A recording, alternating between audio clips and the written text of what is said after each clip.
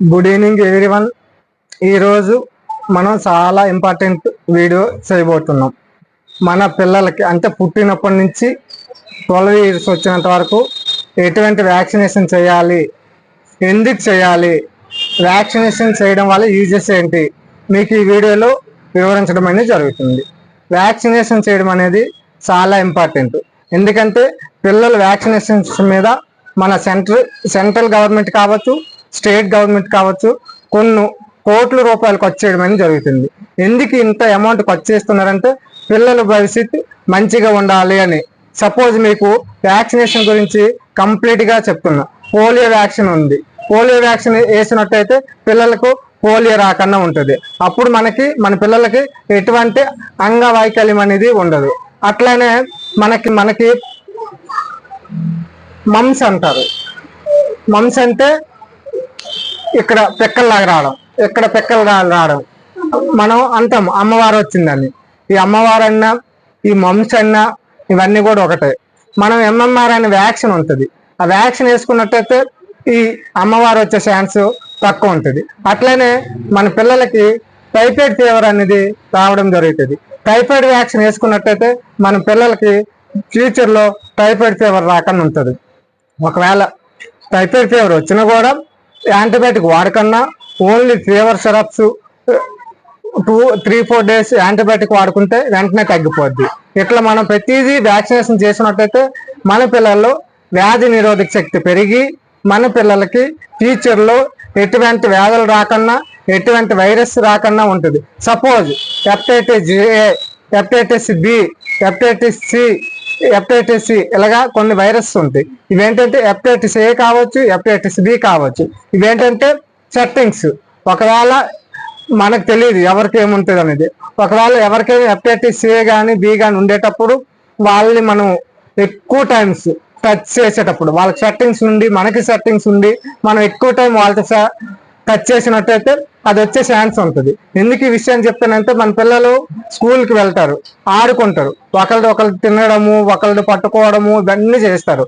అలాంటప్పుడు వాళ్ళకి సెట్టింగ్ ఉండి వీళ్ళకి సెట్టింగ్ ఉండి ఎవరికైనా suppose hepatitis A, C, B అని ఉండవు, ఉన్న పిల్లలు ఎవరైనా ఉన్నారని సపోజ్, అలాంటప్పుడు మన పిల్లలు కూడా టచ్ చేస్తే అవి వచ్చే ఛాన్స్ ఉంటుంది. మనం ఈ hepatitis A, hepatitis B, hepatitis C vaccine వేయించినట్టయితే మన పిల్లలు ఒకవేళ అటువంటి వాళ్ళు ఎవరు టచ్ చేసినా కూడా మన పిల్లలకి వైరస్ రాకుండా ఉంటుంది. అందువల్ల కంపల్సరిగా మన పిల్లలందరూ కూడా ఆరోగ్యంగా ఉండాలని ఒక కాన్సెప్ట్ మన central government, state government vaccination అనేది సప్లై చేయడం అనేది జరుగుతుంది. అందరూ అనుకుంటారు గవర్నమెంట్ హాస్పిటల్ వ్యాక్సినేషన్ చేయరు, ప్రైవేట్ హాస్పిటల్కి వెళ్ళాలి, ప్రైవేట్ హాస్పిటల్కి వెళ్తే ఎక్కువ అమౌంట్ అయిపోద్ది అనుకుంటారు. కానీ ప్రతి గవర్నమెంట్ హాస్పిటల్లో పిల్లలకి ఎంతవరకు అవసరమో అన్ని వ్యాక్సిన్స్ ఉచితంగా ఇవ్వడం అనేది జరుగుతుంది. మీకు తెలియకపోతే మీ గ్రామాల్లో, మీ ఊరిలో ఆశా వర్కర్ ఉంటారు, ఏఎన్ఎం ఉంటారు, వాళ్ళ దగ్గరికి వెళ్ళి మీరు మా పిల్లలకి ఏ వ్యాక్సిన్ వేయాలి, ఎప్పుడు వేయాలని అడిగినట్టయితే వాళ్ళు క్లియర్గా ఏ వ్యాక్సిన్ ఎప్పుడు వేస్తారు, ఏ వ్యాక్సిన్ ఎప్పుడు స్టార్ట్ చేస్తారు, ఏ రోజుల్లో వేయాలి, ఏ మంత్స్లో వేయాలి, ఏ సంవత్సరాలు వేయాలనేది వాళ్ళు క్లియర్గా చెప్తారు. అప్పుడు ఆ టైం ప్రకారంగా మీరు వాళ్ళు కలిసినట్టయితే మీ పిల్లలకు సరైన టైంలో వ్యాక్సినేషన్ వేయడం అనేది జరుగుతుంది. ఈ వ్యాక్సినేషన్ అంతా కూడా ఫైల్ రూపంలో ఉంటుంది. ఆ ఫైల్లో మీకు నేను క్లియర్గా వివరిస్తాను. అయితే ఈ ఫైల్ ఫోన్లో చూపిస్తే క్లియర్గా కనిపించదు, కానీ వీలైనంత వరకు నేను చూపిస్తాను. తర్వాత ఈ ఫైల్ని కంపల్సరిగా నేను వీడియో తీసి క్లియర్గా ఏ మంత్లో ఏ వ్యాక్సిన్ ఎప్పుడు అనేది మీకు చూపించడం అనేది జరుగుతుంది. మీరు ఎప్పుడైనా గవర్నమెంట్ హాస్పిటల్కి అయితే ఈ ఫైల్ దొరకదు. ఏదైనా ఒక ప్రైవేట్ హాస్పిటల్కి ఎవరైనా వెళ్ళి ఉంటే వాళ్ళకి ఇలాంటి ఫైల్ ఉంటుంది. చిల్డ్రన్ హాస్పిటల్లో ఈ ఫైల్ మీకు ఇస్తారు. ఈ ఫైల్లో కంపల్సరిగా ఏ మంత్లో ఏ వ్యాక్సిన్ వేయాలనేది క్లియర్గా ఉంటుంది.